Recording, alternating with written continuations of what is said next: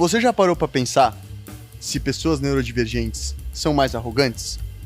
Meu nome é Id e bem-vindo ao podcast Fractais. E aí, pessoal, como vocês estão? Id, você falou que você ia começar, eu achei que ia ter uma frase super potente sobre arrogância, que você estava muito motivado. Essa foi uma entrada muito...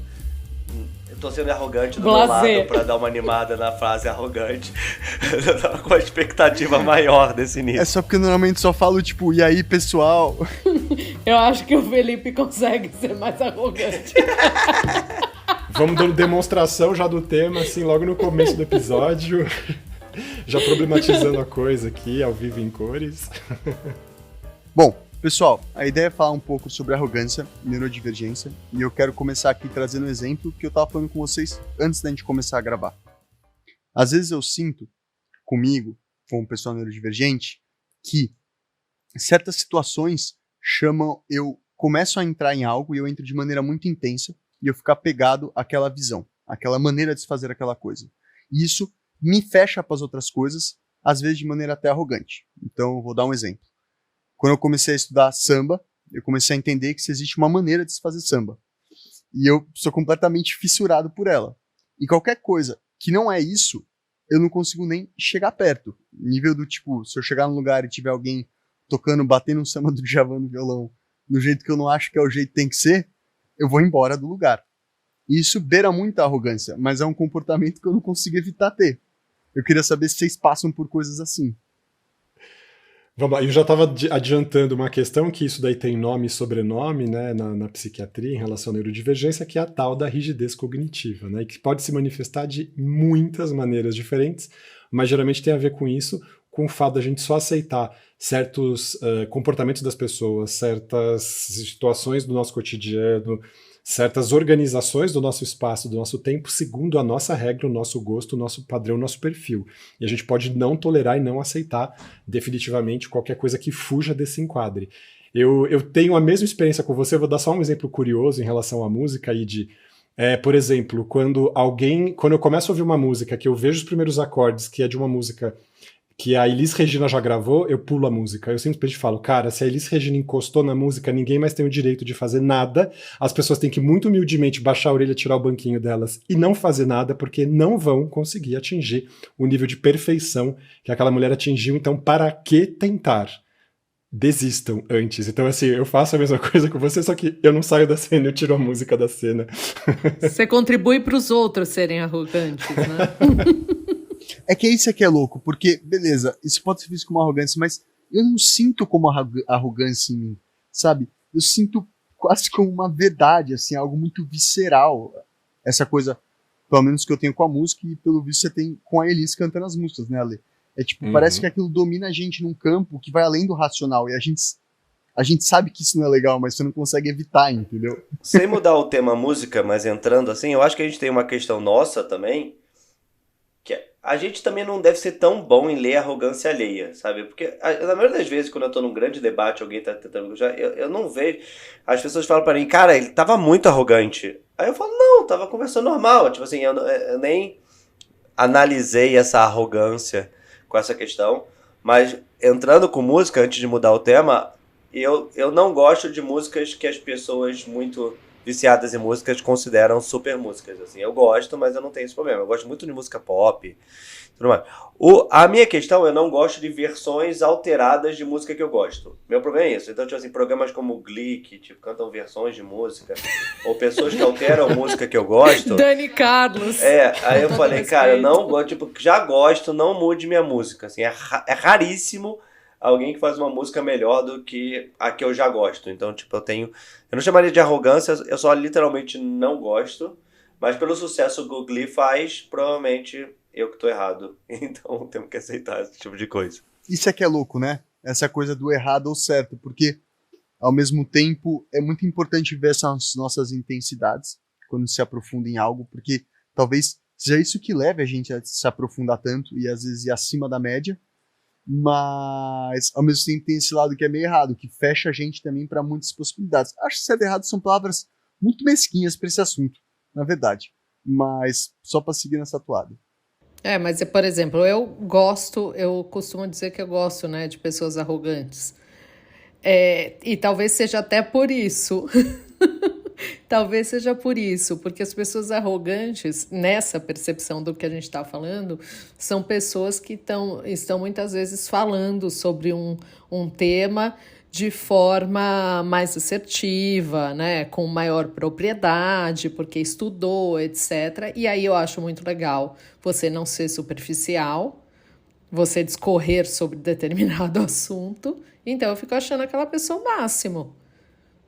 E tem muito mais a ver para mim com a profundidade da conversa do que de outra forma. Que, por exemplo, aí você vai ser aquela pessoa arrogante porque ela não fala com ninguém. E essa pessoa eu nem consigo perceber, entendeu? É o arrogante. O que vocês acham que as pessoas definem como arrogância? Porque é engraçado mesmo, essa temática é curiosa porque ela vai aparecendo na vida de diversas maneiras. Assim, eu lembro quando eu era criança que algumas pessoas, eu lembro, sei lá, na terceira ou quarta série, uma vez uma pessoa na escola me chamou de metido, eu nem lembro por quê, mas eu acho que é porque eu falei que eu sabia fazer alguma coisa e era só uma constatação meio óbvia de alguma coisa que eu fazia muito bem, por causa da minha neurodivergência, das minhas altas habilidades, eu só falei aquilo, a pessoa, nossa, como você é metido. Aí eu fiquei olhando e falei assim, o que significa ser metido, para começar, né? Aquela coisa da literalidade, assim, metido, onde, né? E depois, algumas outras pessoas também falavam, você parece arrogante e tal, não sei o quê, isso já mais velho, assim. Aí eu ficava pensando, falava, gente, mas arrogante para mim significa uma pessoa que se arroga a algo, ou seja, diz que pode fazer, ou que tem alguma capacidade, alguma atribuição, que no fim ela não tem, ela só fica dizendo que, mas não consegue entregar. E a experiência que eu tenho é que se eu me dedico a alguma coisa e eu quero aprender o que quer que seja, eu posso fazer muito bem feito. E eu sei que isso pode parecer arrogância aos ouvidos e aos olhos de muitas pessoas, mas na verdade é só uma constatação da minha neurodivergência que permite que eu seja muito capaz de fazer muito bem feito muitas coisas. Eu só estou constatando isso. Então também não poder constatar um modo básico do meu jeito de ser, porque a outra pessoa fica melindrada de saber que eu posso fazer as coisas com facilidade, é o quê? Para mim, na verdade, é uma insuficiência da pessoa de conseguir tolerar uma verdade minha. Tem muito menos a ver comigo, muito mais a ver com a pessoa. Aí a pessoa prefere me colocar nesse lugar de arrogante para empacotar isso e falar assim, não preciso dar conta do que você está fazendo, vou te reduzir aqui a essa pessoa chata tal. E, na verdade, talvez nem seja isso. E aí, talvez eu nem consiga compartilhar com essa pessoa alguma coisa que eu faça com muito prazer, porque eu falo, beleza, se eu falar qualquer coisa aqui, vou ser mal visto, mal avaliado, eu prefiro nem contar. E isso tem a ver com um atravessamento que aconteceu em muitas vezes da minha vida, em que eu fingia não saber alguma coisa, não dava o melhor de mim para não ficar obscurecendo ou ofuscando, perdão, as pessoas ao redor, para elas não ficarem ofendidas com isso, assim. Mas você sabe que eu fui buscar o tema? Vou só ilustrar aqui, porque eu fui buscar, não sei se é isso que você fez, Id, eu fui dar uma buscada aqui nos significados, né, da arrogância. Então tem o significado de dicionário, né, básico, que demonstra arrogância, soberbo, presunçoso, então que é insolente, mal educado e atrevido. Mas aí o que mais me chamou a atenção, eu sou muito que eu acho que insolente, tem isso, insolente, mal educado e atrevido. Muito. Mas eu não sou soberbo. Pois é, mas olha só, o Wikipedia, né, o novo maravilhoso dicionário, fala que arrogância é um forte orgulho ou atitude de extrema autoimportância, em particular uma perda de contato com a realidade e superestima das próprias competências ou capacidades. E que eu acho que esse arrogante, quando a gente pensa em uma pessoa arrogante, sem ser porque ela... Quando a gente fala em petulante, metido, petulante, a gente está falando de uma pessoa que, para nós, está superestimando aquele conhecimento ou aquela competência. Acho que me parece que é muito mais nessa linha. E quando a gente constata que a gente aprende mais rapidamente aquilo que a pessoa julga fazer tão bem feito, a gente faz muito bem feito aquilo que a pessoa também demorou anos para aprender, porque é uma das nossas capacidades de altas habilidades. Eu lembro, quando eu conversei com a minha segunda psiquiatra, que estava vendo a minha avaliação neuropsicológica, ela lembra da época da faculdade porque ela foi minha colega, e ela estava contando, Lê, eu lembro que na época da faculdade, quando eu era residente, 20 anos atrás, uns colegas vinham falar com a gente, você conhece o Alexandre Valverde? O cara é super dotado, não sei o que, inferno. Ele aprende tudo mais rápido que a gente, faz muito melhor do que a gente no primeiro dia da aula, sei lá, qualquer coisa assim. Eu nem sabia que as pessoas falavam isso de mim na faculdade. Aí eu li e falei assim, cara, sério que as pessoas falavam isso? Ela falou assim, Lê, todo mundo sabia que você era super dotado, menos você, tá? Aí eu falei, beleza. E tinha essa questão, assim, aí eu fico pensando, eu falo, cara, Eu lembro de professores que ficavam incomodados, às vezes, com algumas posições que eu tinha. Às vezes o professor ficava lisonjadíssimo, assim, porque aí eu conseguia, às vezes, responder uma coisa que tinha a ver com a pesquisa que ele fazia. Ele falava, nossa, mas você estuda o assunto? E não sei o que. Eu falei, não, professor, eu só raciocinei aqui agora na hora e tô te dando a resposta. Os meus colegas rachavam o bico, assim, falavam, você não conhece o Alê, né, professor? Que irritante, né? Exatamente. Tem uma coisa de arrogância nesse quesito, é tipo... pessoas que a gente aceita a opinião do outro e pessoas que não. Acho que tem muitas essas coisas assim, tipo assim, quando eu tô filosofando sobre algumas coisas, tem pessoas que, até pelo tipo de conversa, não tô falando nem pessoas de muito tempo, às vezes pode ser pessoa que eu acabei de conhecer, tá? Mas pelo modo como ele monta a estrutura da ideia, eu dou mais valor àquela ideia do que outras pessoas. E nesse momento que as pessoas podem vislumbrar arrogância, porque, tipo assim, eu tendo a questionar mais. E é quando eu acho que a pessoa tá dando uma opinião sem base, ou tipo assim, que não tá chegando a algum lugar interessante, ou que não quiser assim, ou que ela não tá nem na mesma vibe do que eu, e eu acabo questionando muito mais. E aí parece que eu quero ganhar o debate, mas eu zero quero ganhar o debate na maioria dos casos, eu só quero tipo chegar a uma conclusão X interessante, mas passa essa mensagem como se... que até minha mulher uma vez falou pra mim que é impossível discutir com o Felipe, que tipo, ele tipo, não desiste.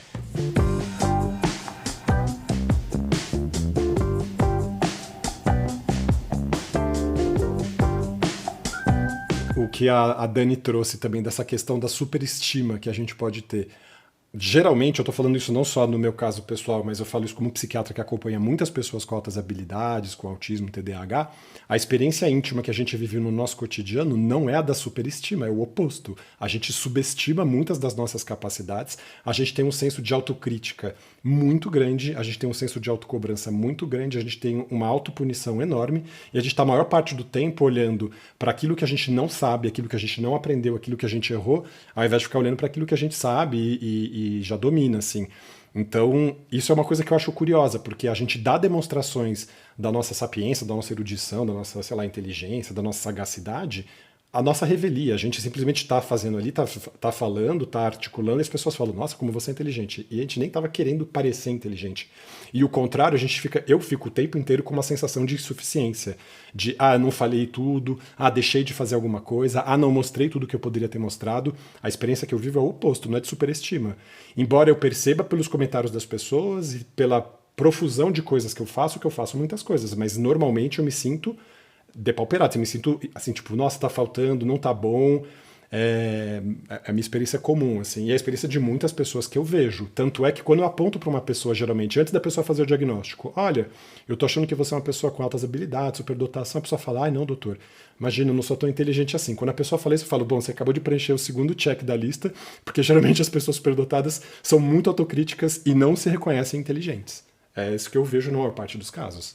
É que é muito difícil, né, cara, se reconhecer inteligente.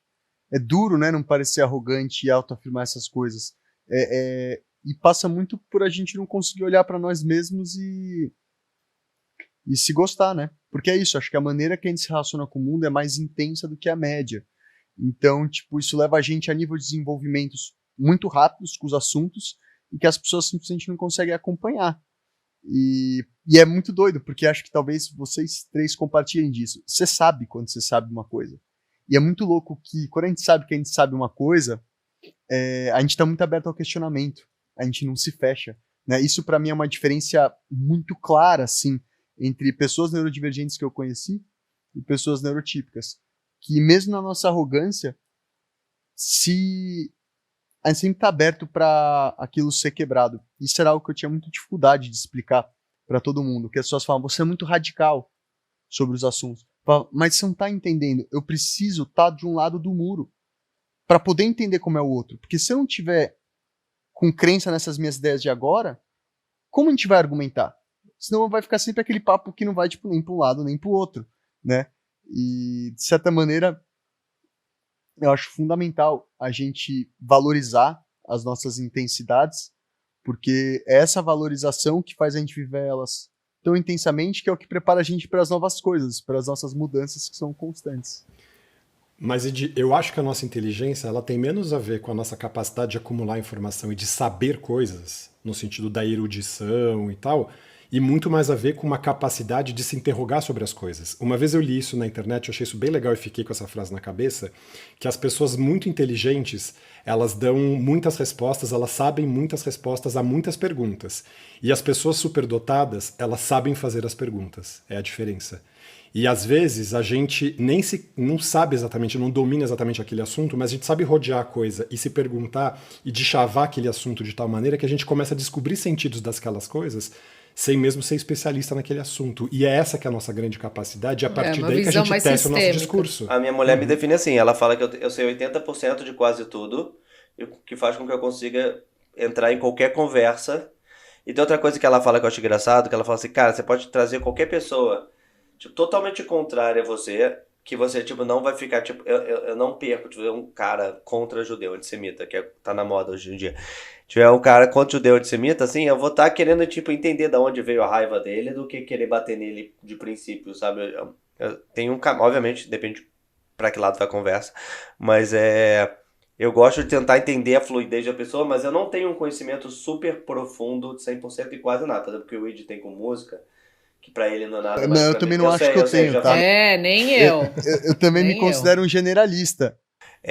Mas tipo assim, eu não tenho isso com quase. Eu tenho mais isso do Alê, de pegar vários assuntos pra juntar e chegar numa terceira verdade, do que de especialista. E normalmente, quando você fala de superdotado, é por isso que eu até hoje não me considero, é que o superdotado pra mim é muito mais no quesito especialista do que no quesito generalista. E eu sou muito mais pro generalista do que pro especialista. Eu não sou um cara da matemática. Eu também. Eu não sou um cara que sabe montar um carro. Assim, qualquer cara que vê números em cores e tudo mais. As pessoas muito especialistas em alguma coisa, eu sou mais um cara que consegue conversar com essas pessoas do que de super especialista. Mas isso passa pelo que o Ale falou, essa coisa de... Eu não considero um especialista não, tá? Eu me considero um baita de um generalista. Tipo, a quantidade de coisas que eu fiz na minha vida é, tipo, muito plural, assim. E justamente porque eu acredito que a gente tem uma visão das coisas que a gente olha a estrutura das coisas. Os padrões, como eles se repetem. E aí, Fê, você tava falando aquela coisa de às vezes ter dificuldade de conversar com alguém. Eu consigo entender muitos pontos de vista diferentes. Mas pra mim é muito complexo quando eu converso com alguém que parece que, tipo, o raciocínio lógico não faz sentido. Que, tipo, os pontos daquela conversa não vão batendo, sabe? Ou que a estruturação daquele argumento não combina. Sabe quando a pessoa tá argumentando sobre algo e ela vai trazendo outras coisas que não tem nada a ver com aquele argumento principal? E aí começa a ver tudo aquilo acontecendo e é muito difícil pra mim se comunicar. E talvez daí isso venha aparecer arrogância. Mas a questão não é o que a pessoa tá falando, e sim a maneira como ela tá estruturando aquilo que foge de um padrão que eu tenho dificuldade de reconhecer. Acho que é isso. Mas eu não acho que as coisas precisam ser colocadas nesses termos de generalista ou especialista, porque você vai ter superdotados que são especialistas em alguns assuntos, generalistas em outros, e a coisa vai compor um mosaico que tem a ver com a erudição daquela pessoa. Mas eu também vejo que o brilho da nossa inteligência ele tem muito mais a ver com o fato de que a gente consegue reconhecer as estruturas das coisas, inclusive a estrutura discursiva, como a gente enreda e monta uma fala, um argumento, qualquer coisa assim para apresentar algo para alguém, e a gente é especialista nessa estrutura generalista, vamos dizer assim. Então, no fim das contas, isso também gera um fascínio nas pessoas. Falam assim, nossa, que facilidade que você tem de construir um argumento, ou de trazer um assunto, ou de deixar claro uma visão e tal, porque a gente se especializou em justamente se expressar. Acho que até por uma questão do nosso próprio autismo, da nossa própria neurodivergência, de que assim, se a gente não for preciso no modo como a gente está falando, a gente não vai ser entendido, vai ser rejeitado, vai ser rechaçado, as pessoas vão virar as costas, então a gente tem que ficar se esmerilhando para poder ser preciso, para poder ser muito justo. Cara, isso é muito doido. Gera a nossa força, assim, né? Também. É muito doido. Porque muitas vezes as pessoas, vocês falam, você é muito sociável, você parece ser muito sociável. E hoje eu consigo ver que, na verdade, eu sou muito sociável porque eu ensaio essas falas na minha cabeça. Vocês fazem isso também? De imaginar, tipo, como vocês vão falar tal coisa, como vocês vão se portar em tal situação. Vocês pensam nas palavras e na hora que as situações vêm, você usa aquilo. E é genial, cara. Porque eu não faço isso, eu faço o contrário. Eu não treino. E depois ficar repassando na cabeça, também. Tipo, o que você não falou, o que você... Não é um treino. Eu não. Essa eu é a parada, treino, não é um treino. Contrário. Mas não é um treino, Fê. Não é tipo assim, eu vou ter um discurso e vou ficar pensando ele. É tipo, é a vida, constantemente. Você fica imaginando, tipo, várias coisas da vida, sabe? Não é treinado, é meio que você imagina as situações que vão acontecer e como você vai falar nelas, Quase como ver um filme passar na sua cabeça, assim. Só que um Chama filme da sua ansiedade vida. isso. Ansiedade antecipatória. E depois você fica revisando o discurso na sua cabeça, aí de tipo, a pessoa falou aquela frase, aí você respondeu aquela, e você fica pensando, putz, eu não falei tal coisa, eu não usei tal verbo, podia ter dado tal exemplo. Você fica revisitando, assim, Sim, tipo, o que poderia pra ter sido caramba. feito para que aquela situação fosse melhor e tal. É infernal também isso. É infernal, cara. É infernal Isso porque chama neurose. você começa a ver todos os lados da história. É muito complexo você ver, tipo, todos os lados da história, ver eles claramente, assim, e ter a emoção envolvida, né? É porque é mais fácil quando você só vive a emoção e não entende de onde ela tá vindo. Eu sinto muitas vezes. Eu falava isso na terapia aqui. Eu sentia que eu sofria muito porque eu via as emoções e eu sabia de onde elas estavam vindo. Só que eu não sabia o que fazer. Tipo, só que isso não bastava pra resolver aquela emoção.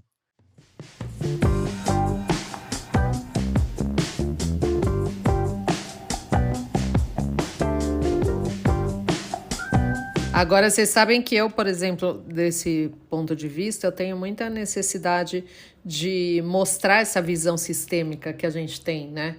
De conectar as coisas. Então, Muito. na minha fala, eu muitas vezes fico frustrada de não ter conseguido demonstrar toda aquela conexão para as pessoas, né? Para que as pessoas possam entender naquela dimensão que eu tô entendendo, que não é aquela dimensão superficial.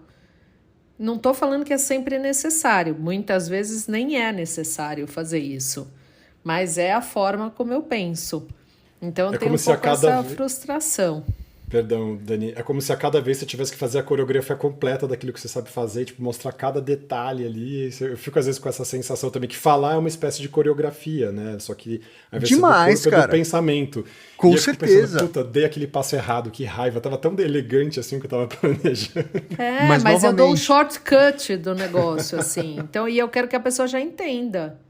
Você entendeu? É como se eu falasse assim, só a conclusão, mas aquela conclusão, você só chega àquela conclusão se você passou por toda aquela construção sistêmica. E a pessoa não passa. Aí a pessoa não consegue entender a conclusão. Aí aquilo vai me deixando nervosa. Né? E num lugar de assim, putz, será que eu... Muitas vezes, nossa, será que eu que tô viajando?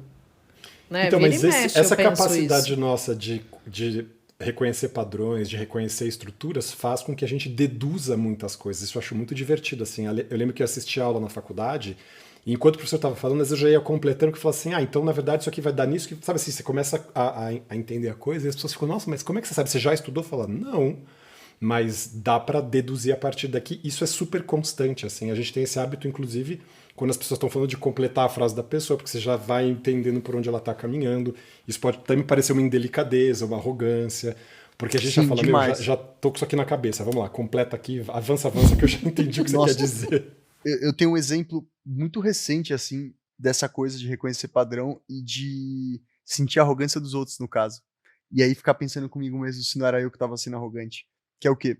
Aqui no Brasil, mergulhando, eu sempre ficava observando os peixes e via que certos peixes tinham certos comportamentos e papéis naquele ecossistema. E conversando com amigos biólogos, estudando, realmente confirmando aquilo. Aí quando eu fui pra Tailândia, eu comecei a ver outros peixes, porém que tinham fisionomias parecidas, mas diferentes, e que se comportavam no recife de coral de maneira parecida. E eu lembro de falar com uma mulher lá que era bióloga do projeto de conservação de Recife, e começar a perguntar todas as coisas pra ela, e a mulher falou assim, mas você é biólogo? Tipo, como que você sabe isso? Você tá só, tipo, meio que viajando aí, sabe?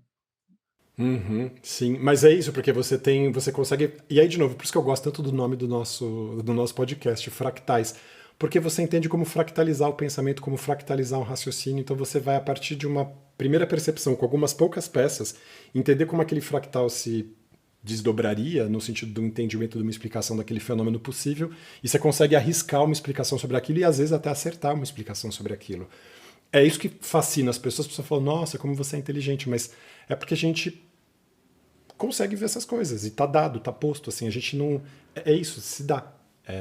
E, de novo, quando a gente fala isso, fica parecendo, você é arrogante porque essas coisas são fáceis e tal. E aí, como poder falar dessa dimensão das nossas experiências sem que a gente também fique pautado ou inibido porque a gente acha que vai causar esse efeito negativo nas outras pessoas. Porque também o contrário pode acontecer. Ao invés da pessoa chamar a gente de arrogante, é ficar fascinada e reconhecer esse lugar nosso muito próprio e achar isso bom também.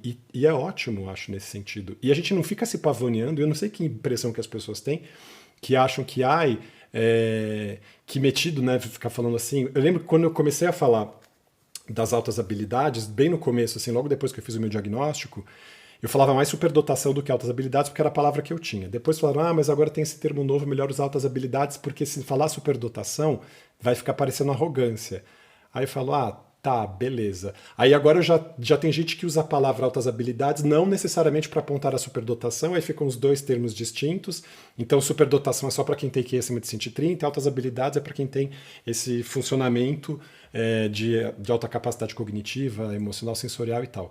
Não necessariamente com QI acima de 130. Aí você fica assim, cara, como é que a gente se nomeia? As pessoas estão sempre se referenciando a elas e olhando a gente a partir do olho delas, em que a gente pode parecer arrogante para elas e não necessariamente ser. Só que aí a gente fica com essa alcunha, fica com essa peixe, esse rótulo colado, né? Fala, Fê.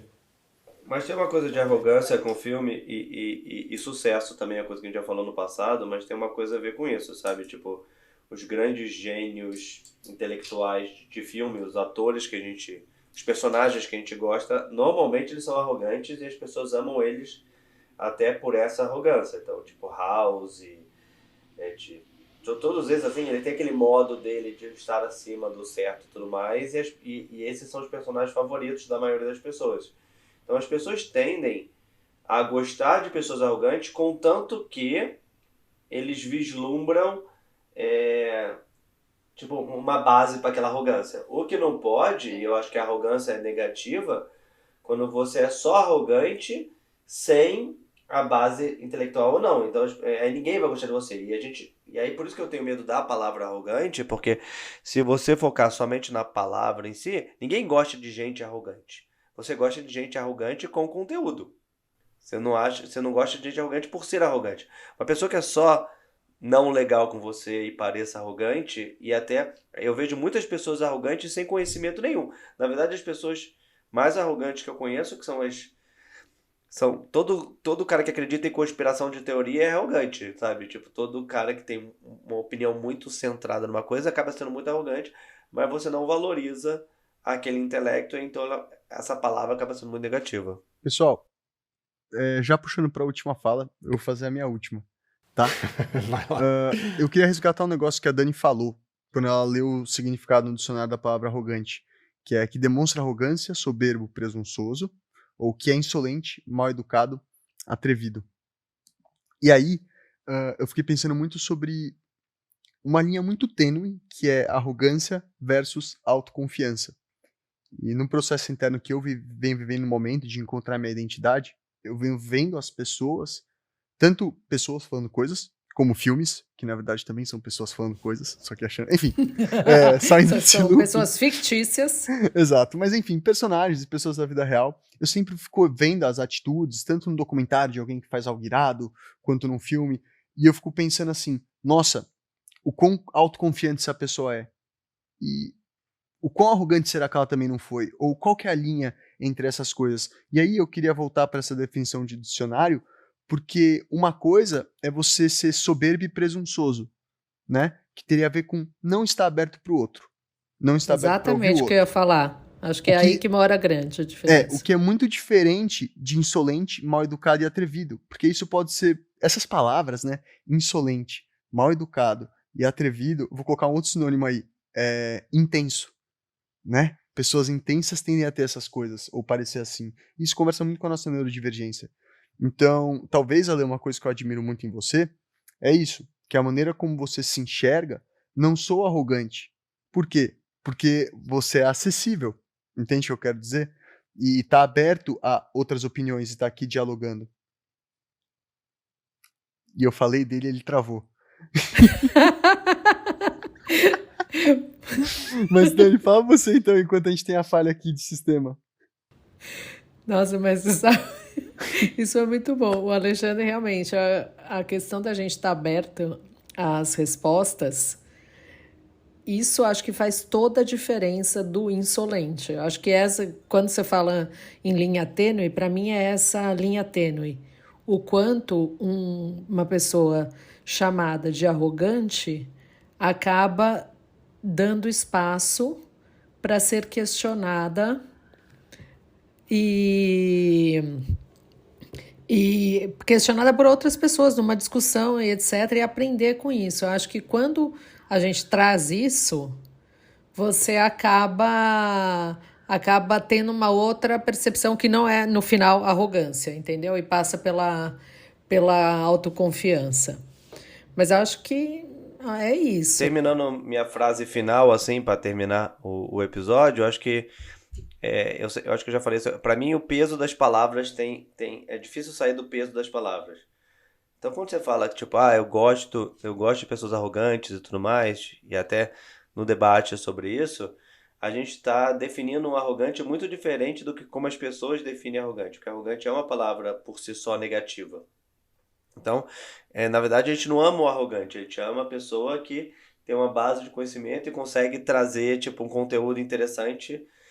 Em alguns casos, tipo, ela nem parece arrogante. Chama um superdotado com altas habilidades. Mas ele nem parece arrogante porque você está valorizando o conhecimento dele. Tipo, um cara no palco com conhecimento super interessante. Você admira as conquistas dele, admira ele, e aí o conteúdo dele passa a ser menos arrogante. Ninguém gosta de pessoa arrogante. E é uma coisa até nossa, assim, muitas vezes, tipo, eu tenho que ver que eu acho que eu tô numa conversa super legal e de repente eu vejo que as pessoas não estão achando aquilo tão legal desse jeito. Então, as expectativas são totalmente diferentes de uma pessoa e outra também. Eu acho que fica uma lição para todas nós aqui, né? Que um pouco a gente olhar para quem é o nosso interlocutor, né? E como é que ele tá interagindo com a nossa fala para entender se a gente está sendo percebido como arrogante ou não. Sim, mas aí também tem aquela coisa de querer ficar, tipo, ler demais o outro e achar que você pode estar meio overthinking, né? Não, tipo, tudo bem. Porque aí cai no nosso auto-julgamento de se você tem uma autoestima baixa que nem eu, você vai ficar, tipo, achando o tempo inteiro que todo mundo tá achando tudo aquilo um saco. E muitas vezes eu fui descobrir que as pessoas estavam achando o máximo. Eu vou deixar uma última fala minha aqui, que eu acho que é interessante. Eu vejo uma diferença, e eu uso esse termo arrogância, mais para falar das pessoas justamente que não são tão brilhantes assim, mas que se arrogam esse lugar. Para essa nossa posição, que tem a ver com as nossas capacidades de aprender muito rapidamente das coisas, de ser autodidata, de ter uma desenvoltura muito grande no que a gente faz e no que a gente fala, eu prefiro usar a palavra veemência. Eu acho que nós somos pessoas veementes, contundentes, sagazes, e acho que é essa qualidade. Assim. Eu não usaria a palavra arrogante para a gente, e nos preservaria nesse sentido, desse olhar que eu acho que é um olhar moralista e preconceituoso, e que prefere nos dar um qualitativo negativo porque a pessoa quer evitar nos olhar de uma maneira mais positiva e acolhedora. E é isso. Espero que as pessoas gostem aí do nosso episódio, e um super abraço aí pra todo mundo que tá nos ouvindo. Um beijo grande, tchau, tchau. Um beijo pra todo mundo. Um beijo, a todos. gente.